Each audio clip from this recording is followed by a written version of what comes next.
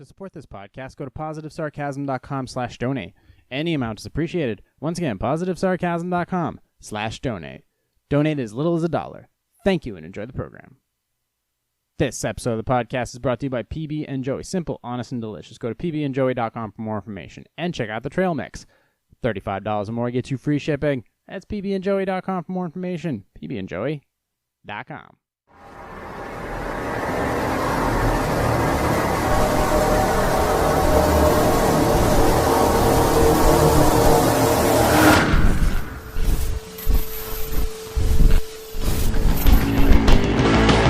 PositiveSarcasm.com, recording here from the Spare Parts Studios, unfiltered, uncensored. Happy Wednesday, everybody. We're going to get balls deep into it this week. In the meantime, for now, you can find me on Instagram at @positive_sarcasm. You can find me on Facebook.com/POSSarcasm. Or if you're just looking to be my friend, Facebook.com/positivesarcasm. You can also find me on TikTok till it gets banned at @positivesarcasm. You can also, if you're looking to donate to this podcast, positivesarcasm.com/donate. As little as $1. Believe me, if 2 million people gave me $1, the world would be a lot better place. I could also tell you some shit that I wouldn't be allowed to. Blah, blah, blah, blah, blah. Yeah, let's not go down that road. Anyways. Recorded here from the Spare Parts Studios. You can email me directly at positivesarcasm@outlook.com. Yes, I just drank a whole Aroma Joe coffee. Delicious. And, of course, if you want to check out the Robinhood or the Cash App, just go to positivesarcasm.com, click on the contact button, and the links are there for you. You'll get a free stock, of course, if you use the Robinhood app. Anyways, I'm going deep into it this week because I was banging around the Robinhood app doing some stocks and some trades and searching for this and looking for that. And two things pointed out immediately. Obviously, this is a very sensitive time when it comes around to talking about certain subjects. And I like to bounce around to different subjects. I like to do a lot of research. Generally, that research leaves me more confused than anything. The more I research, the less I know.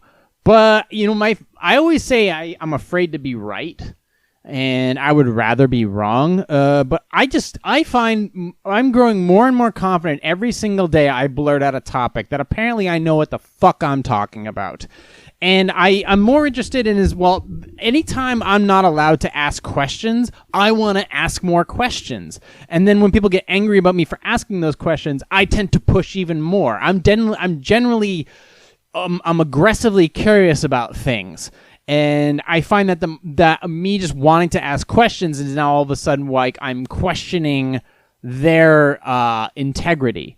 So I found and as you know, I used to be on Twitter, and Twitter has become increasingly volatile over the past couple of years, even more so, and definitely the last 3 months, and of course more oppressive. So anytime that anybody what happens is if rivals come along, such as TikTok or QAnon or 4chan or 8chan, anytime something strays from the norm, they are automatically labeled. It takes a couple news articles from some mainstreamers, and then the next thing you know, something gets labeled a certain way.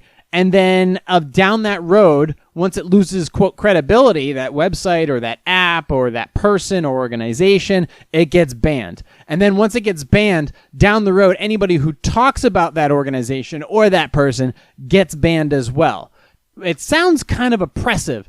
Sounds Orwellian, don't you think? Well, here's the thing. Back in the day, if you wanted to talk freely about things, you'd go to Reddit. And then eventually Reddit started to mainstream itself somewhat, probably for liability purposes. And then people went to 4chan. 4chan was notorious for fucking with Shia LaBeouf. 4chan was known for these things called 4chan raids. 4chan raids are basically where a group would decide to people would go out and antagonize.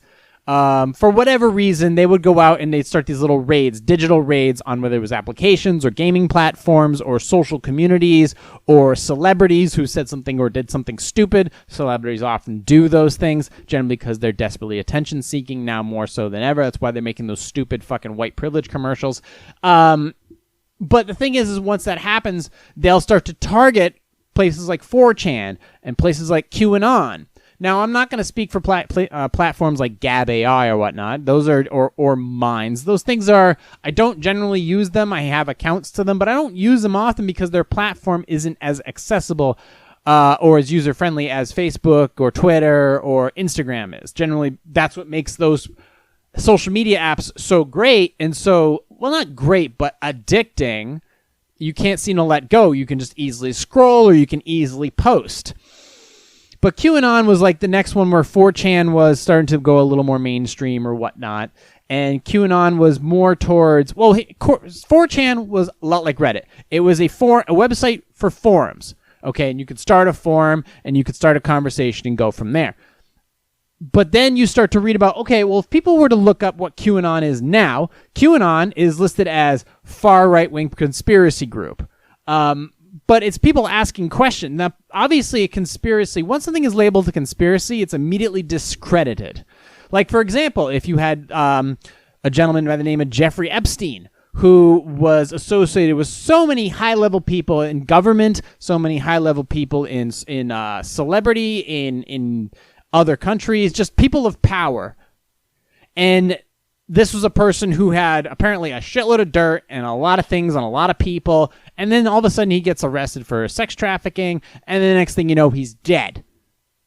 Well, how did he die? It just seems like, okay, I can see where conspiracies get ridiculous. And I understand where when Eric Weinstein talks about people who are on this far end of the conversation and this far end of this conversation should be excluded when the rational people are trying to talk in order to work things out. But the problem is the people in the middle are not being able to work things out because the people shouting over their shoulder are constantly interrupting the conversation. So while we're trying to, even me, I'm trying to let the intellectuals have the conversation so that I can listen in and get a better understanding of what I should do with my life, my money, and my thought process moving forward. But the problem is people are constantly, they have a platform to scream over the intellectuals' shoulders, so now I can't hear what the smart people are trying to fucking say. So now that all of a sudden, it's one thing to label, it's one thing to have a bunch of people blabbing on Reddit, 4chan, and QAnon.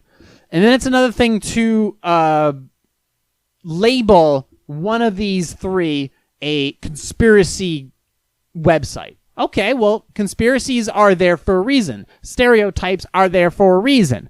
And then it's another thing to label it a far-right conspiracy, because once it's far-right, then it becomes labeled as racist or something like that.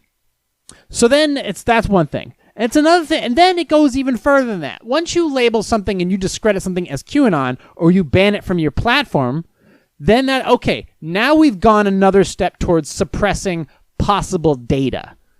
Because remember back in the day when TMZ was just this shitty, not really news, or it was more like celeb news. Well, now a lot of the most immediate news comes from TMZ. Now it does. But this was before social media had really taken off. TMZ kind of moved up the ladder with the use of social media. But now if TMZ tried to enter the fray now as legitimate, it would be discredited and then banned. Now, it's one thing to remove QAnon from your platform. It's another thing to say if anybody who talks about QAnon on your platform gets banned. So we're not even allowed to talk about it on a platform where it's supposed to be where ideas are generated on social media, since this is where we're trying to reach new people and things like that. Like, the only way for me to reach out to another celebrity or an intellectual or a philosopher that I never had the chance to, I'd have to email the company that they worked for. Like a philosopher worked for, Philadelphia University. I would have to email their rep to get a question or something like that. But nowadays, it's like, say somebody like Brett Weinstein has a Twitter account. Well, I could just message them online, a public message, and say, hey, what's the deal with this, and what are your thoughts on COVID or rats or Wuhan lab or whatever? And maybe he sees the message and maybe he responds to me. But if that information, say, is in direct contradiction or even questions what the CDC or the WHO has put out for information, Well, that could get Brett Weinstein in serious trouble. That could get me in trouble, like such as not really trouble, but banned from the platform because we're putting information out there that is in direct contradiction to the CDC and the WHO, which has put out shitloads of massive misinformation and direct lies when it comes to this whole thing. A lot of it's bullshit. A lot of it is bullshit. And at this point, the more you tell me I can't talk about something or ask questions about something, the more I'm going to think that you're bullshit. Because anytime you could give me a ton of information, say these are the facts, and that's that. And I'd be like, okay, cool. But when you tell me I can't talk about something, it only makes me want to know more. Don't go in that cookie jar. Well, I'm going to fucking sneak up onto that counter in the middle of the night, and I'm going to dive my whole goddamn hand in that cookie jar and take whatever's in there. I don't care if there's spiders in there. Spiders with big fucking teeth. You tell me there's cookies in there and that I can't go in there, I want to know more. Because the truth is in that cookie jar, and I want the truth. So you're going to tell me that I can't, say if you're on Twitter right now, you can't talk about QAnon? Here's the email that I got, because I was on, like, to bring this back full circle, I was on Robinhood, and Robinhood has a news feature on it regarding mostly stuff that has to do with stocks. And that pretty much has everything. Everything and anything has to do with stocks. But Twitter, this is from Reuters, by the way. Twitter said on Tuesday it would permanently suspend accounts that violate its policies while tweeting about QAnon. And they call it, and Reuters calls it a fringe group that claims deep state traders are plotting against so on and so forth. And Twitter, which announced the change on its Twitter safety page, said it would not serve content. It would not serve content and accounts associated with QAnon in trends and recommendations. It would block URLs associated with the group from being shared on the platform. The suspension will be rolled out this week. I don't know if that has anything to do with future tweets or past tweets. That's also a big thing to keep in mind. The suspension will be rolled out this week. It is expected to impact 150,000 accounts globally, Twitter said. It said that more than 7,000 accounts have been removed in the last several weeks for violating the company's rules against spam, platform manipulation, and ban evasion. The suspensions will be applied to accounts engaged in violations of our multi-account policy. So that's what now multi-account policy say, you tweet something, they don't like it, they suspend or ban your account. You come back in under a different name, you tweet that information out again, they ban you, then that ban will fall under multi-platform policy, but it's mostly because you had an account, you tweeted something they didn't like, they ban you, you come up under a different name, and then they ban you under that. It's much easier for them to do it. It's a simple loophole where once you say something or you phrase something in a certain way, it just makes it easier for them to get rid of you and claim that you violated these terms of service. It's so fucking clever. They are so smart and so clever over there with their algorithms and shit and the way they've worded the policies. It just makes it nearly impossible for many people to just seek information. If you just like to get your rocks off about conspiracy theories or other things in general, and you just want to go ahead and do it, like if you banned, let's go with that. To get it out of your system, to quell or stuff that information or suppress that information, or even the idea of the thought of that conversation or a link to it, and you suppress it, anytime you suppress something, this perfect example is this COVID-19. People were stuck in their homes, and it only took one little thing for everybody to just get set off. Okay, the pressure of everybody staying at home and just the news ran with it. So, and anything in contradiction to that is a violation of service. So if I was still on Twitter and I had a link and I tweeted that link, and it was just a conspiracy theory, or so they call it, a conspiracy theory, I would be banned. The tweet would be deleted. I would be either warned or suspended or deleted. What the fuck? Conspiracy theories have been around since the 1960s. Well, as far as ones that were more than likely a conspiracy, let's see. We had a president get shot in the head, and we don't really have the full answers as to why. So let's see. And I still believe that there's a lot more to the assassination back in 1963 in Texas. Way more information that we're not privy to. Way more information that we're not privy to. And we'd never be able to find out. We'll never be able to know what really happened.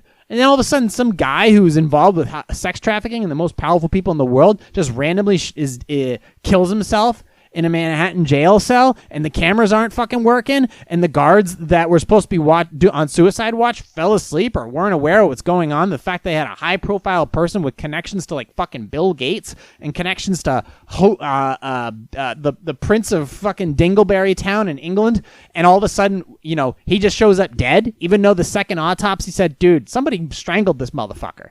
So, but now that's considered a conspiracy theory if you think that Jeffrey Epstein did not kill himself. So if you tweet a link saying that, hey, here's more facts, actual facts, or even some possible circumstantial evidence to the contrary of the original autopsy, and it's from QAnon, they ban your account. QAnon has also claimed that the Democratic Party members are behind international crime rings. So you're talking about, yeah, I got to skip past it because it's more political. YouTube, let's see. Facebook removed a U.S. network of accounts linked to QAnon. Last year, the FBI issued a warning about conspiracy theory-driven domestic extremists and designated QAnon a potential domestic extremist threat. So, conspiracy theories it's a theory. Every idea that we ever had starts out as a theory. Theory of relativity. That was a fucking theory, you know? And we're trying to find out what is going on. There's different avenues for everything. And when right now, there's so much conspiracy or legitimate evidence and factual information out there, these social media companies can't control the flow of information. And they're either unwilling or incompetent, or just being oppressive, that they can't control the amount of data that's going in and out of their channels. So they try to create these algorithms that say anything that is not 100% official statement, when you know that there's so much stuff out there that could call bullshit on it. Nope, if it's not the CDC or if it's not the WHO or if it's not from these mainstream news organizations, if you talk about it, if you put a link to it on our account, we will ban you from this platform. Well, what the fuck? What the fuck? So what's the point? Like, what, for example, perfect example, what if Barry Weiss, who just quit the fucking New York Times because the New York Times is a piece of shit rag from its previous glory. Now it's a piece of shit rag. What if she had some real information? What if she had real information about QAnon or real information about other shit? Breaking news story, like an actual journalist who is trying to report something of information. What are they going to do? Ban her fucking account too? I mean, it pisses me off right now. Like, all of a sudden, so you have a guy who is involved in child sex trafficking. You have who had a bunch of powerful people. Now that guy's in jail. Now that guy's dead. And then all of a sudden, his lady partner all of a sudden runs away to New Hampshire, gets arrested, and she's been bounced around from a county prison here. Then she was moved to New York. Now she's being bounced around again. Okay, why is she being bounced around? Apparently she has a lot of information that she'd like to give out. Okay, she's willing to squawk. All right, are we allowed to talk about that? If not, well, please tell me why. Because apparently if the whole Epstein thing was no big deal and it was all on him, then this should be over and done with, right? Yep, we got the guy. Oh, he killed himself. Oh, too bad, so sad. Moving on.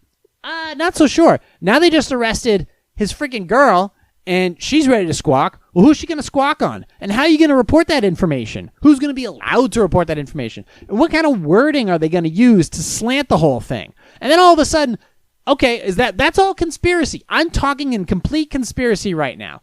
Then all of a sudden, a judge in freaking New Jersey is downstairs, God knows, probably doing fucking laundry or whatever, and then all of a sudden hears gunshots upstairs because a FedEx driver, who probably showed up with some stuff, apparently wasn't a FedEx driver, shoots the son and injures the husband. Now, why would he go ahead and do that? Oh, he was just disgruntled. Well, apparently that judge had something to do with finances that had a lot, and that was linked to the Epstein case. Epstein's finances. They were trying to expose where his money was going to and coming from. Because if you can trace the money, as I've said on this podcast, if you follow the money, you'll know who's directly involved with the fucking trafficking.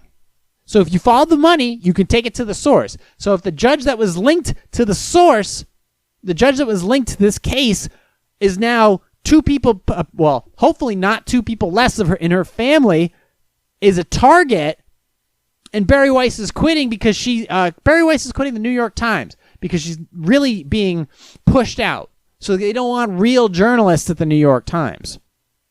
And then all of a sudden, a judge who is going to try to reveal some truths or get to the bottom of a giant sex trafficking ring, her son is dead because a FedEx driver. How the fuck do you go undercover as a FedEx driver? And it's not somebody who just randomly showed up in the township of New Jersey. And just a random guy hits the button, son opens the door. It's the FedEx guy. He had motive. They tell me it was some disgruntled guy one day. Just some disgruntled ex-lawyer or something like that. Just decided to take his... hold on. This is getting way too far. There's got to be facts to this case. Now, how do we know if we don't speculate? And when we speculate, what are you going to tell us is a conspiracy? And when you tell us it's a conspiracy, how quickly are you to ban us from having that conversation? And when we don't have real journalists to talk about the story and report on the story because they're afraid of getting blackballed at their freaking at their news organization, who's going to do it? They're just going to tweet they're just going to tweet and report and write the most mainstreamist of woke bullshit just so they don't get in trouble, keep their mouth shut, and get fucking paid. Whereas Barry was willing to at least talk about some important issues, but, you know, because she's the lone Jew at that organization, she's all of a sudden like an enemy of the woke. And now she's got to leave. She wrote a fucking scathing article basically saying the New York Times is a giant pile of shit with the exception of a few writers. And that's about it. So what the hell do you expect? And then all of a sudden it's like, okay, well, she's not allowed to talk about Jew stuff, but apparently Nick Cannon is? Okay. So what do you want me to talk about? What do you want me to talk about personally? If I'm not allowed to talk about QAnon, if I'm not allowed to talk about the JFK assassination, if I'm not allowed to talk about Jeffrey Epstein or Ghislaine Maxwell or the thoughts and theories about it, if I'm not allowed to talk about it on YouTube or talk about it on Twitter or talk about it on Facebook or share links about COVID-19 that I might have some relevant information about the fact that ventilators are being misused in such a way that it's causing a massive amount of people to go to certain public hospitals and with maybe the sniffles and then they don't fucking survive. If I'm not allowed to talk about those things, what's going to happen to YouTube when all of a sudden everything gets completely fucking banned? It's just going to go back to the way it was in the very, very beginning. YouTube is eventually just going to be a giant string of fucking cat videos. Don't get me wrong, cat videos are kind of cute, but I'm a dog guy. So what the hell do you want me to talk about? What do you want me to talk about? I want to come out here for an hour and get everything off of my chest twice a week about the most randomest of bullshit. That way, so I can spill all the stupid shit that's in my head onto this podcast in a recording, and I have no shame about it. I have no shame about it because I spend days and days and days researching all kinds of stuff, trying to put it into words and figure out, a tight 1 hour. Well, it's definitely not tight. That's for goddamn sure. That's more of a loose wheel on the back of a fucking AMC Rambler. But the fact is that I'm trying to get this this random stuff that I'm looking at on a daily basis. Okay, and what am I gonna say? What is the one thing that's gonna say that's gonna piss somebody off? I know who the fuck I am. I know where the fuck I came from. I know what lucky breaks I've had in life. I know what I have to do. It takes a lot. You have to give me at least the opportunity to speak about these things because of the fact that I took a great effort to put together an entire podcast with a video format, an audio format, the ability to have guests and serve coffee and go through great lengths to finance this entire thing. You have to at least give me the respect for the mere fact that I can put this whole thing together and put it online so that I can talk about the fact that if you didn't know who Barry Weiss was, go ahead and look her up. Go ahead and the fact that she wrote about the whole thing about the intellectual dark web. You wouldn't know who the fuck Jordan Peterson was maybe, or Eric Weinstein, or Brett Weinstein, or Dave Rubin, or Joe Rogan. Well, you'd know about Joe Rogan, I would hope. But the fact is, she wrote about it. She's the one who her and Eric Weinstein coined the IDW. Okay? She writes about important Jewish things that go on in the Jewish community in New York. Now all of a sudden she writes, somebody has to write about this stuff. Somebody has to write about this shit. So why can't she? She's an important journalist who's emotional. She writes with emotion, but she also writes with facts. But she's just an op-ed reporter. But op-ed pieces aren't bad. There's something to think about. But the more you push these people out, the less we trust the source. And the more pissy and the more you push them away from center.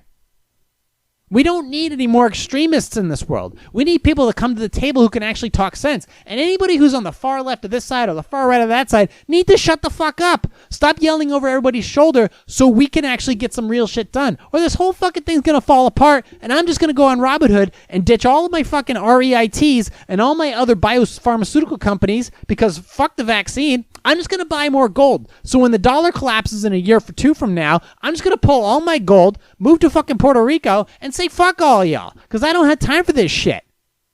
I don't have time for you fucking stupid people who are just who are constantly either scared of this or frightened of that or don't have the right information or are just constantly updating your phone with the latest shit from Facebook or Twitter or what have you. You're just wasting your fucking time. I'm really trying to find information, the true facts of the matter, because I don't trust the mainstream news sources. I don't trust the social media that even I'm on. I don't even trust the VPNs. There's a thing here about you think your data is secure. Your data is not secure. If you have a social media app on your phone, your data is not secured. If you use a VPN, your data is not secure. There are 7 VPNs. 7 commercial VPNs that leaked their logs, whether it was on purpose or an accident. Who fucking knows? But these logs weren't supposed to exist. VPNs are virtual private networks. They were designed to protect your data, and they're not doing it. They're actually logging your data. Anytime your data gets logged, that means that it's going to get sold off. It's going to get sold off. And then you're going to get and that's going to get used in statistics or marketing or what have you. So it's not true. Your information is not private. You go to a hospital, that information you think is private, that HIPAA shit, it only goes to a certain extent. So don't believe everything that you hear. It almost makes you want to stay indoors, not go out, not go to hospitals when you're actually really sick, not trust anything that you see on the internet. And then at the end of the day, you can't even trust your own community that you live in. And it just makes you more inward. It makes you more bitter. Whereas I really want to learn a lot of information from a lot of different people. But when you're not even allowed to talk about this on a social media platform, this is the reason I quit fucking Twitter. And when you have people that who write with great emotion, like Barry Weiss quitting, and you know, she obviously you can go to barryweiss.com, you can go look at her resignation letter. It's pretty crazy. Not her, she's not crazy. I mean, she did that one meltdown episode, but besides that. But your information it's not real. This information that's out there, a lot of it isn't real. And like literally just looking up QAnon. You look up QAnon, and you get, because if you go and look up like a news article or what have you, you have a lot of perspectives, like a lot of different news organizations, journalists or information websites. They just pump out fucking shit every day. They're just at this point, every news website, and I'm being generous when I call them news websites. Every website that has it, they're just trying to get you to click. That's all they're doing. It's all to generate traffic. So all they have to do is make up a bunch of shit, have a few links, and there's generally, at this point, there's an algorithm on how to build an article or an op-ed piece.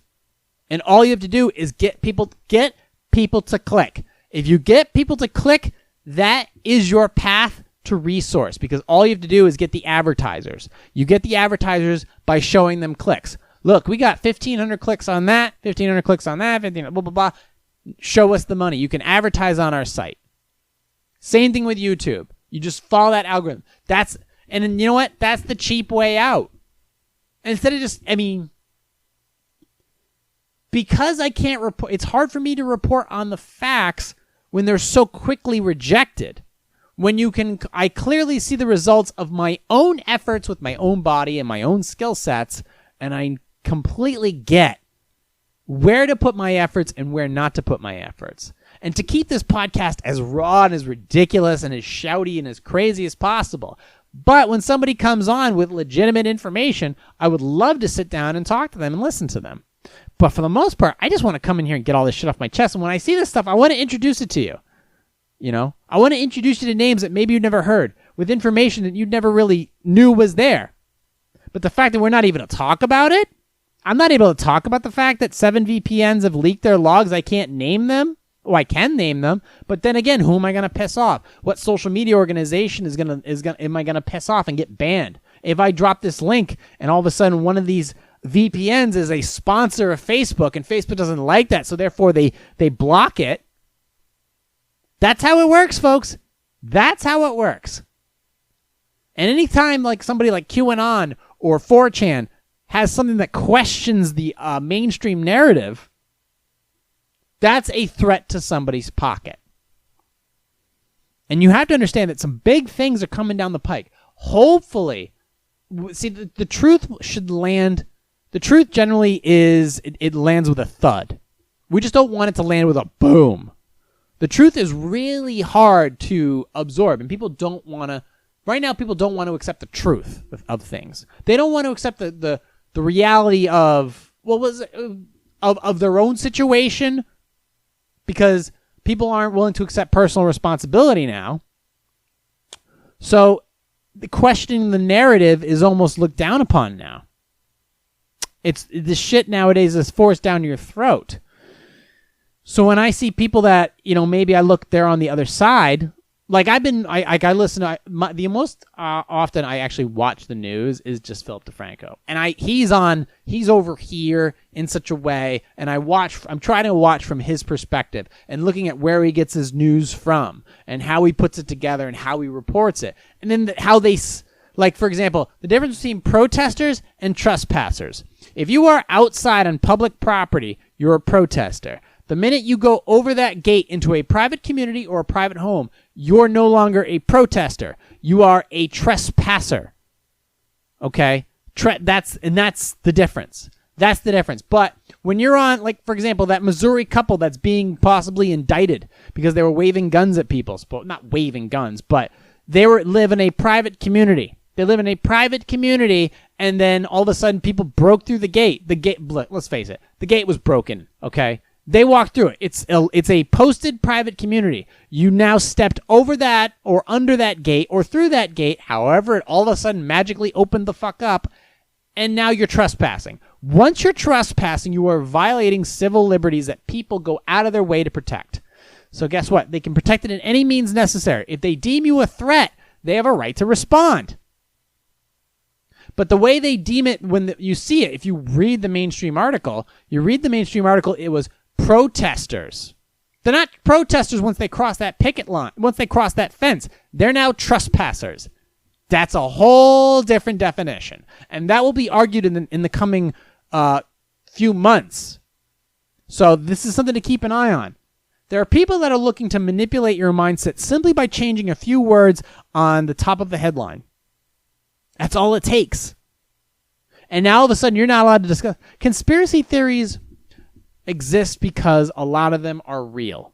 The Kennedy assassination is a real thing. That wasn't just. You could say that Oswald killed Kennedy. You could. But you can't say he did it by himself with no motive that was pushed by other organizations. No, that's not how it works. There was other factors involved, definitely. And the fact that we're not even allowed to ask questions about that, even though that one was from 100,000 years ago, but that's a conspiracy theory. That's a conspiracy theory. The Epstein thing, he didn't kill himself. That's noted. That's being called a conspiracy theory. No, it was ruled a suicide. It wasn't a suicide. Somebody killed him. Okay? There was a second autopsy. That's a fact. The second autopsy revealed broken neck. Not from hanging, from strangulation. And then the camera, okay, where's the evidence? We don't have any. Why? Because he was on suicide watch and the guards weren't available for some reason. You're on suicide watch and the cameras weren't working. Why the fuck weren't the cameras working? That's a conspiracy theory. But it's not really a conspiracy theory. It's now circumstantial evidence. People are not being responsible. There are darker factors at work. And it's scary to know that they can change everything. They can change everything and they can shut you down and they can cancel you and they can make you disappear. A judge gets assigned to a case and now her son is dead and her husband is critically injured. You get assigned to a case and you are shut. You don't. You what? This is all this. This is how could it not be? How could this not be legit? How could this be? How could this not be anything more than just a conspiracy? When the mob used to do that all the time, the drug cartels of Mexico, the Italian mob do this all the time. A judge or an attorney or a witness to a case, they show up dead, threatened, bribed, disappear. Happened all the time with the Italian mob in the 80s, the 70s and 80s in New York City. All the time. The Mexican drug cartel. All the time. Buying out cops. That's not a conspiracy. That is current data. That's current day. That is present day. This shit happens. And you're telling me that a high-ranking official or a high-power individual can't influence or pay or basically have somebody go get the... Because of all, you show up as a FedEx guy. You're dressed as a FedEx guy, supposedly. Show up as a FedEx guy. Shoot somebody to scare the judge. And then all of a sudden that guy randomly shows up dead?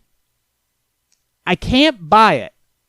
I can't buy it. I have to question it. Oh, but you can't question it because it goes against the narrative. Well, then I have to question you. I have to question... Now, don't get me wrong. I question the whole Epstein thing. I think it's all a fucking conspiracy. It's all bullshit. Okay? It is all bullshit. Like, as far as there are high-ranking people that are involved. And hopefully we find out someday.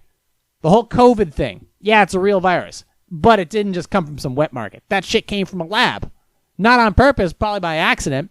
But that would help. In order for us to determine how to solve a problem, we must know the facts of the case. And if we are pushed down upon for asking the questions that help us get to the answer, well, justice can't be served.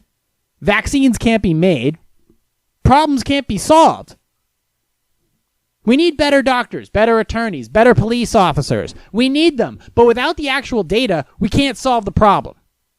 We just get a bullshit narrative and told to be quiet. It's not how it works. That's how you destroy a society. That's how you destroy this society. The most successful society, not most successful, but the most promising, or at least it was. It's fucking terrible.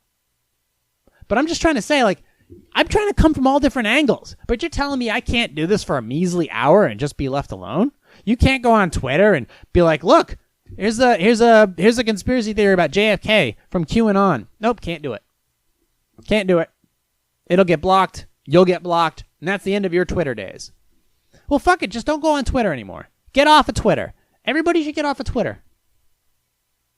And then all of a sudden, TikTok is going to eventually get banned because it has national security concerns. And then all of a sudden, well, what now what? So now it's Snapchat, Facebook, and Instagram. So they get all the power. Even though they're the people that have been eyeing your data and your information even longer than TikTok has. So what makes Facebook and fucking Instagram and Twitter so much better? So much better. Well, friggin' first of all, this is Dorsey's company, so Jack Dorsey should know what's going on. So obviously he should be aware that anything from QAnon. Somebody said, "Hey, you can't just say, hey, we're banning everything from QAnon." Well, somebody should have ran it by Jack Dorsey, and he's supposed to be the benevolent leader. Well, guess what? He should know. So he is partly responsible for this happening. So he's responsible. Blame him. It's his ship. So I don't know what organizations to trust anymore. I don't trust the federal government. I don't trust the mainstream media. I don't trust the mainstream newspapers. I don't trust doctors. I trust nurses more than I trust doctors. You know? Doctors are paid not to kiss your ass. They're paid to save it. And at a moment's notice, if you go code, they'll jump on your chest to save your life. So I don't trust them.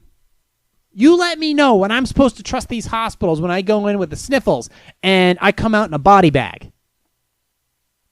You let me know when I go to post something online about something and I can actually talk about it without fear of being banned. You let me know what I'm allowed to do, and then we'll go from there, okay? Like, I'm going to talk about some subjects now. Like, I know, I already mentioned the VPNs. I'll go ahead and I'll mention these VPNs and see what comes of it. Let's see. Are the VPNs actually here? Are they listed?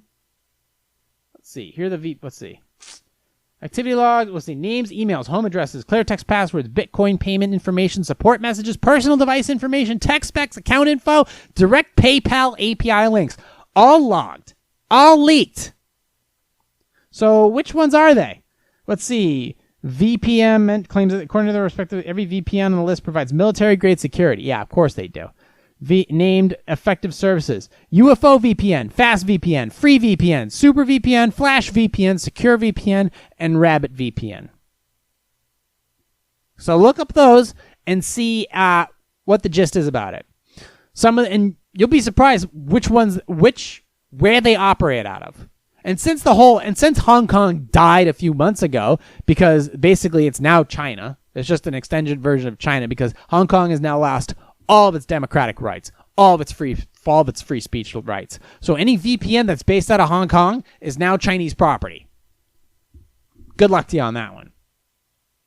So if I read like a Dig Q&A, and I read the topic, and then I give an answer, how much trouble can I get into? But at this point, who gives a fuck? Who cares what my answer is? I'm trying to add to the conversation because I have a lot of experience on how to take care of myself financially, physically, emotionally.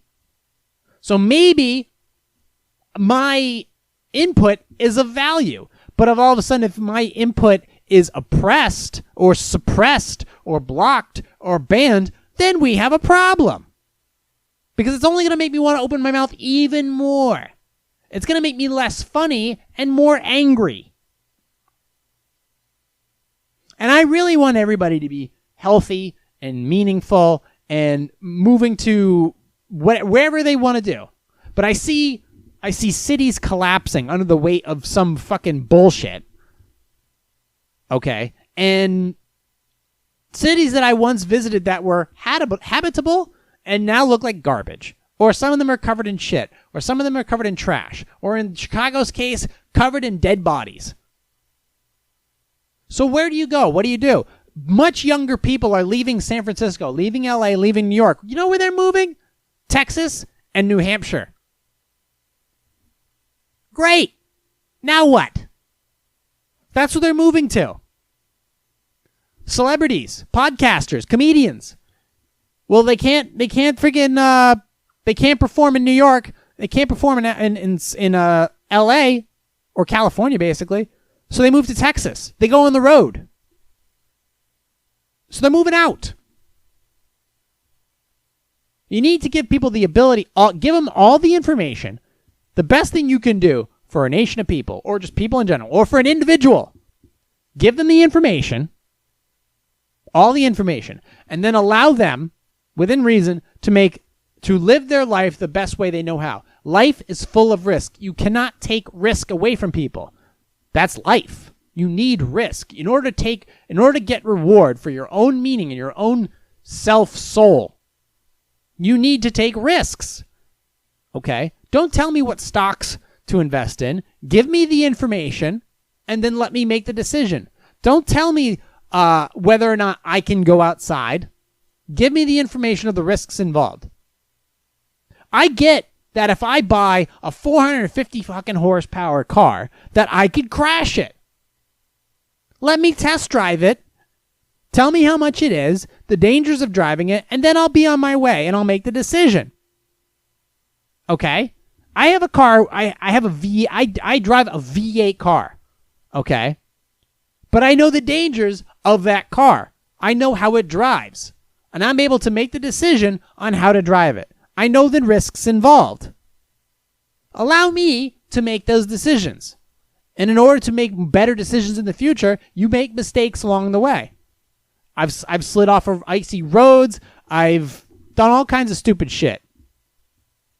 But as long as I'm allowed to make these decisions, I'll make better decisions in the future. Trial and error is the only way we're going to solve this fucking problem. That is life. Otherwise, by suppressing the data that needs to be public, we're not going to go anywhere. This is only going to get worse. I'm not. I was hopeful at one point. Now I'm not. I'm only hopeful for me. And that's 50-50. Well, maybe 60-40. But I am not hopeful for everybody else. I see a lot of bad things coming this way. My advice to you, if you're in doubt, get out. Cash in your chips and get the fuck out. So let me talk about these. Let me see. Because like I said, I talk about these dig Q&As that I didn't get a chance to get to like last week. People are dealing with these problems on such a minute level. How are they going to solve much bigger problems down the road? Well, I guess the best way I can solve these I can help these people is by reading their questions in a generic way and seeing if I can offer some insight. So maybe you can take that information and it'll help you build a better life or a better future. And then you ask me questions, how do you put the podcast together? And maybe I'll be like, well, I do this, this, and this. And then you can take that information and you can build it however you want. I make concepts. I put them on fucking YouTube. You see them and you go, how'd you do that? And I did this. And I go, oh, cool. You know? Because I try. I make the attempt. And I'm not scared of who I piss off in the meantime. I don't care what they call me. I don't give a fuck. There's 7-8 billion people on this planet. And thankfully, I don't have to see really any of you ever again. I probably meet you once, not like you, and move on with my day, and I'm fine. So here's the first Q&A. Shout out to Aroma Joe's for charging me up. How can I convince my coworker it's actually totally fine for me to flirt with our 18-year-old intern? I am part of the HR department at my workplace, and we hired Andre a few months ago as part of our student group. He's only 18, but he's a hard worker and as always takes initiative around the office. I was part of Andre's interview panel, so I've always been in contact with him and friendly with him since we brought him on board. A week ago, our cafe near our office opened back up, takeout only, and when I told Andre about it, he suggested we go there for break. I've had coffee with my other coworkers before. He offered to pay, and after we chatted the park bench by the cafe, he offered a hand to help me up from the bench and held my upper arm until we'd left the park. Since then, we felt more comfortable making physical contact, but it's nothing inappropriate. It's usually just a poke or bump on the shoulder or brushing up against each other in the hall. I bring this up because one of my coworkers, Jane, confided in me that she's concerned about how Andre and I interact. She says that she saw us on that outing and she confessed that she overheard a short conversation we had while Andre was replacing toner. Andre was jamming the cartridge so aggressively, so I said, damn, I hope you don't treat your dates like that. He had replied, only if they ask for it. She has also heard Andre tell me on a separate occasion, if I can only get a girl with legs like yours, I'd be in business. Jane thinks this could result in sexual harassment complaints, but that wouldn't make any sense. We thought we were alone, and since we've been getting more connected at work, we've been talking in a friendly innuendo like that. I admit that interacting with Andre makes me feel more attractive than I have in years, but it's not that relevant. Jane also asked if my husband knows. Oh, husband knows about Andre, but if my husband doesn't need to know about Andre since I've never cheated on him and never would. Jane doesn't seem to understand more nuanced social interactions like flirting. Jane doesn't understand. Okay, all right, so Jane doesn't know what the fuck she's saying. Like flirting can be harmless and common in office settings, and based on the questions above, that she seems to believe it's okay to ask about my private life because of this. Is there a tactful way I can explain to her that she shouldn't try to police her coworkers' social interactions, especially if they're not meant to be in public? All right, I've told you again, you're in human resources. The minute something hits human resources, it's out of your control, and all Jane has to do is say something. Now, first of all, Jane obviously knows that you're married. So these flirtingly social interactions, I can tell you right now that there's nothing innocent. This is not an innocent thing. I understand office flirting. I know what you're talking about. This leads to something. This has a road. This isn't a dead end. This is a road that leads to something like that. You even said that if your husband doesn't need to know. Well, there you go. That is a secret that only bubbles. And that bubble, like the stock market bubble, eventually pops. So you have to basically stop. In a workplace now, there isn't any of that. Okay. Andre is obviously interested in you, okay? Whether for short term or long term, if you're married, he sees that ring on your finger, which means that no strings attached, he can get away with it, and he knows that you won't talk about it. See what I'm getting at? He knows that if he was to smash, you wouldn't say anything. So there you go. That's his out. He can go in, clip, and be on his way.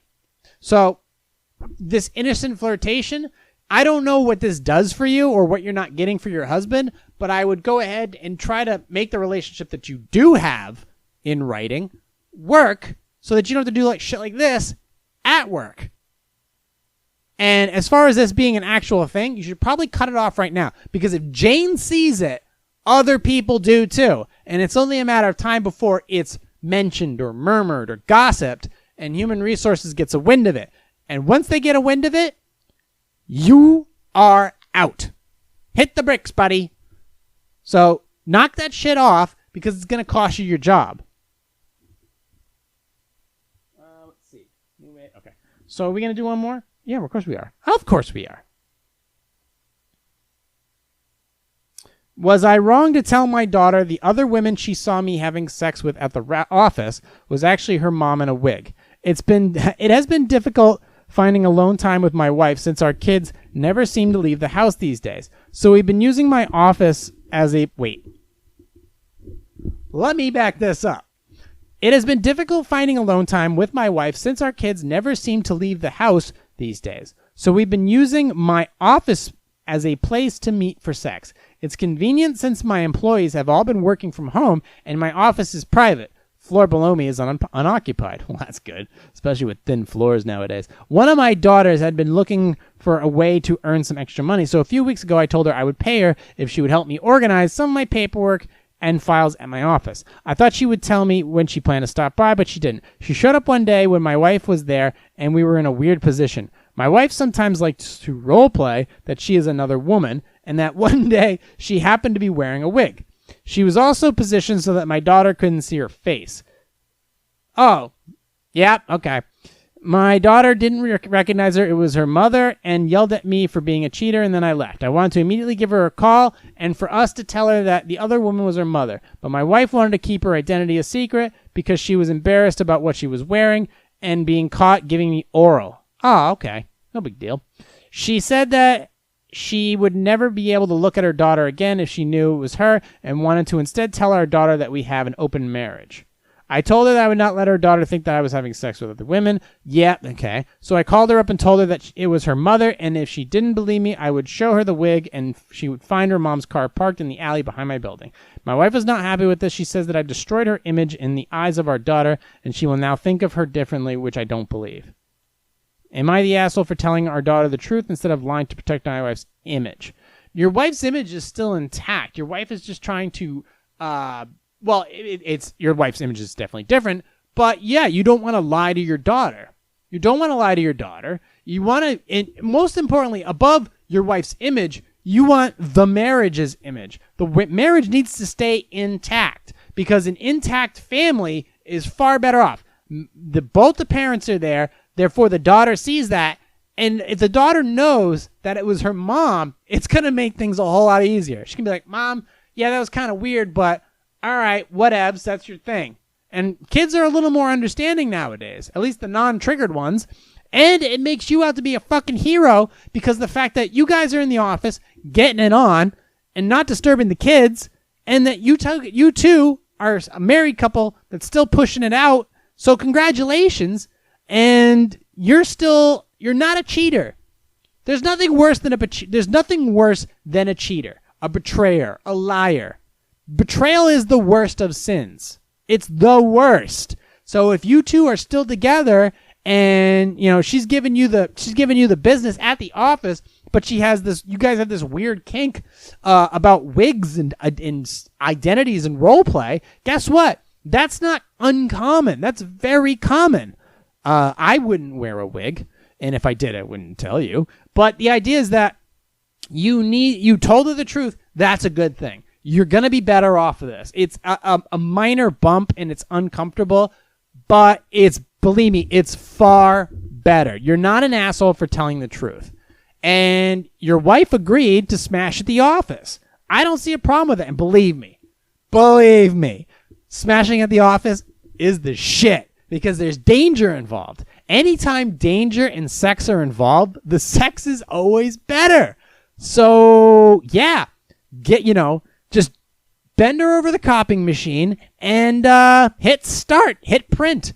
And there you go. I mean, yeah, absolutely. If you can keep doing it at the office with that danger or fear of getting caught, I would keep doing it. I would totally keep doing it. Yeah, keep doing it. But make sure that your daughter knows it is the truth. It's the absolute truth. There's nothing wrong with that. Nothing wrong with that. You and your wife are loyal.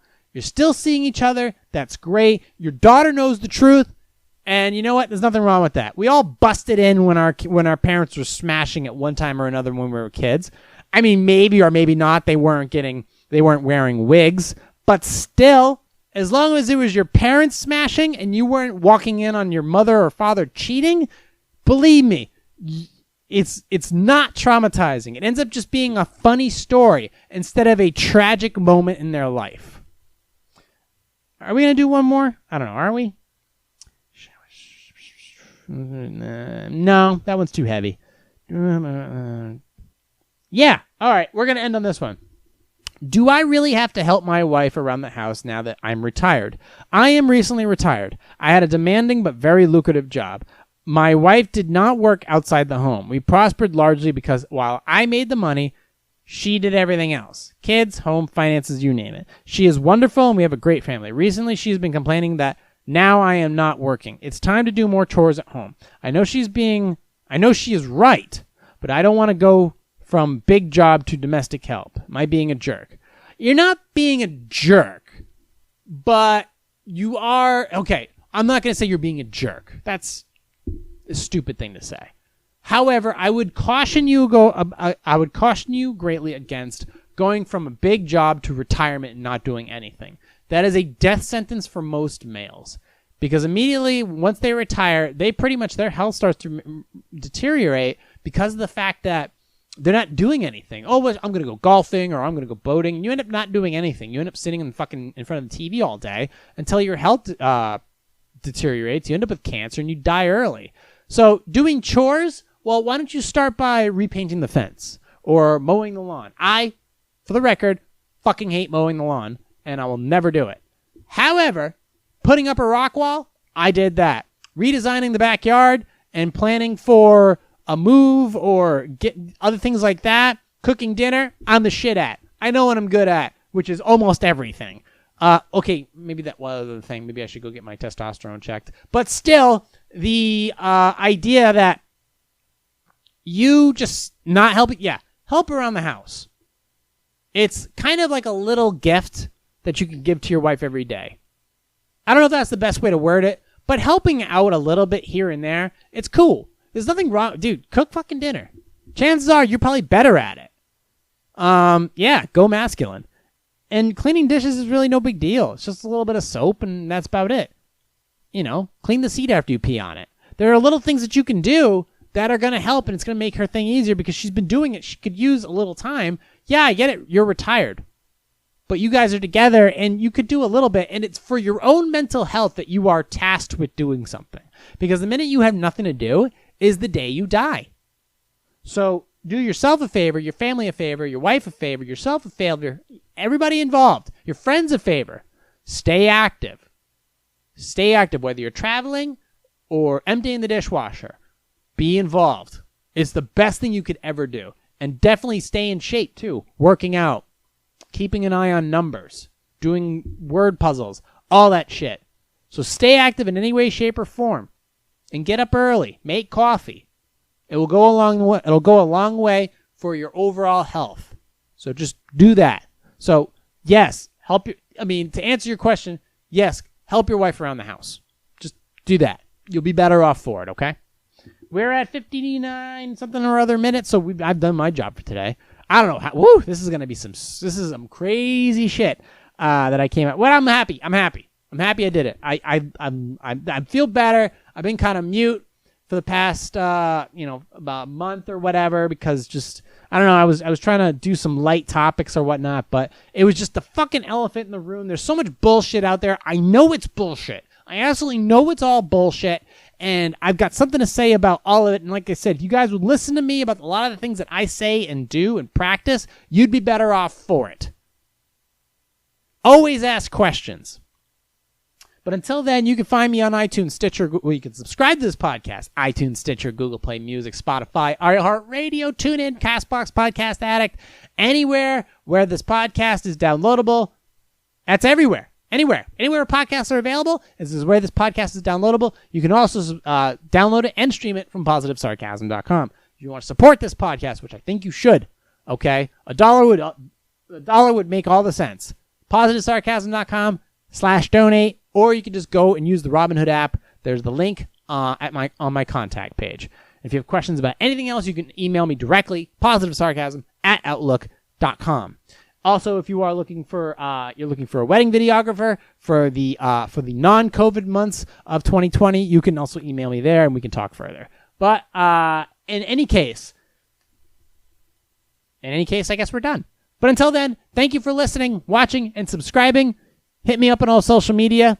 I will talk to you all on Sunday. Recorded here from the Spare Parts Studios. This has been a Positive Sarcasm presentation.